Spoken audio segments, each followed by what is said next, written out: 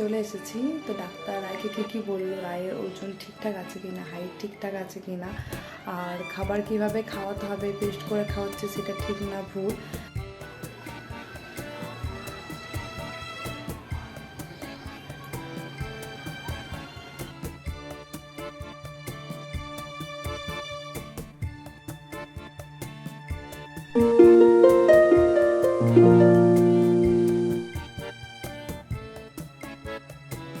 Hello, good morning friends, কেমন আছো তোমরা সবাই? আশা করছি এই গরমে তোমরা সবাই খুব ভালো আছো, আর আমিও আছি মোটামুটি খুব ভালো আছি। সেটাও আজ বলতে পারছি না, কারণ রায়ের শরীরটা খুব একটা ভালো নেই। তোমাদেরকে আগের ভিডিওতেই আমি সেটা বলেছিলাম, ওর প্রচণ্ড কাশি হচ্ছে, আর কালকে রাত্রেবেলায় না ও কাঁচতে কাঁচতে 2-1 বার বমিও করেছে। তাই সকালবেলা ঘুম থেকে উঠে ডাক্তারের কাছে অ্যাপয়েন্টমেন্ট নিয়ে নিয়েছি। ভাবছি আজকে ডাক্তারটা দেখিয়ে নেব, কারণ ওকে যদি আমি আর একটা দিন ফেলে রাখি ও কিন্তু প্রচণ্ড বাড়াবাড়ি হয়ে যাবে।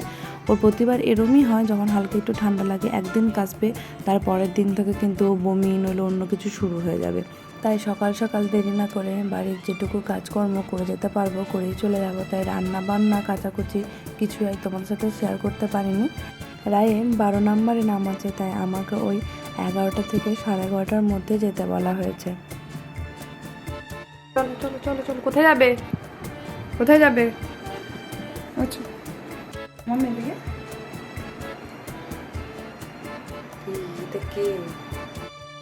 এখন 10টা 50 মতো বাজে। এখনই বাড়ি থেকে বেরিয়ে পড়ছি, কারণ আমার বাড়ি থেকে যেতে ওই মিনিট 15 মতো লাগবে, আর বাইরে তো প্রচণ্ড গরম। তাই সাথে রায়ের জন্য একটা টাওয়েল আর একটা জলের বোতল নিয়ে সকালবেলায় ঘুম থেকে উঠে রায়ের শরীরটা মনে হচ্ছে একটু বেশি খারাপ ছিল। এখন তবুও রায় একটু ঠিক আছে, একটু চনমনে আছে। জল টল খাইছি আর সামান্য একটু খাবার খাইয়েও নিয়ে যাচ্ছি।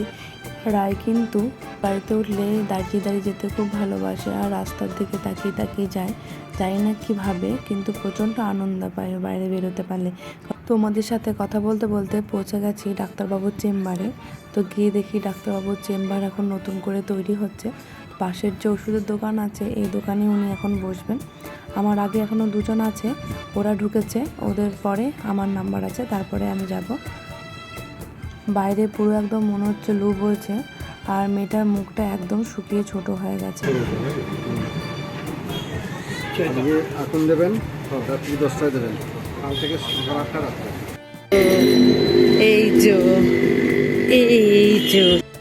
রায়ের ডাক্তার দেখানো হয়ে গেছে। ডাক্তারবাবু বললেন রায়ের বুকের মধ্যে প্রচণ্ড কফ জমে আছে, সেটা অ্যান্টিবায়োটিক না দিলে ঠিক হবে না।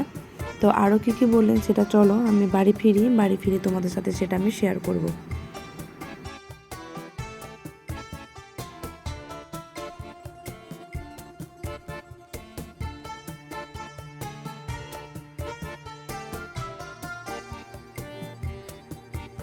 এই হচ্ছে রায়ের প্রেসক্রিপশন। রায়কে যে ওষুধগুলো দিয়েছে তার মধ্যে ঠান্ডা লাগার ওষুধ আছে, হজমের ওষুধ আছে, আর অ্যান্টিবায়োটিক দিয়েছে সেটাও আছে।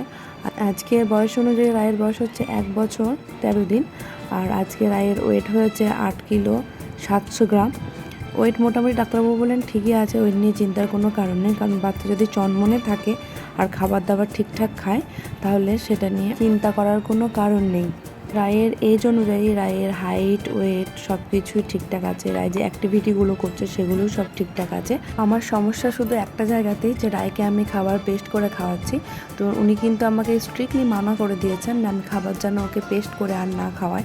ও যদি বমি করে দেয় খাবারটা, একদিন বমি করে দেবে, 2 দিন বমি করে দেবে, 3 দিনের দিন খাবারটা কিন্তু ও আস্তে আস্তে অ্যাডজাস্ট করতে শিখে যাবে।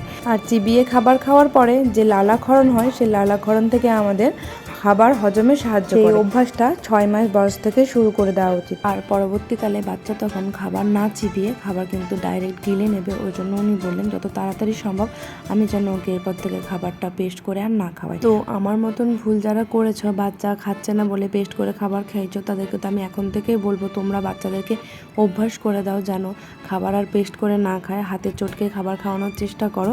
রায়কে স্নান করিয়ে খাইয়ে ঘুম পাড়িয়ে দিয়েছি। রান্না তো সব কিছু বাকি করে হয়ে গেছিলাম, শুধু বাকি ছিল আমের চাটনিটা হতে। সত্যি কথা বলতে আজ ঘুম থেকে উঠে ভিডিও বানানোর কোনো এনার্জিই ছিল না।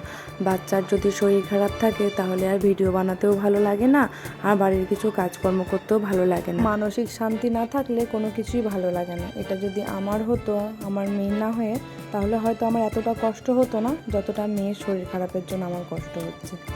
আশা করছি আমার এই ভিডিওটি তোমাদের ভালো লেগেছে। যদি আমার ভিডিওটি তোমাদের ভালো লেগে থাকে তবে অবশ্যই আমার চ্যানেলটা সাবস্ক্রাইব করে দিও, আর একটা লাইক ও কমেন্ট করতে যেন ভুলো না, কারণ তোমার একটা লাইক আমাকে পরবর্তী ভিডিও বানাতে মোটিভেট করবে।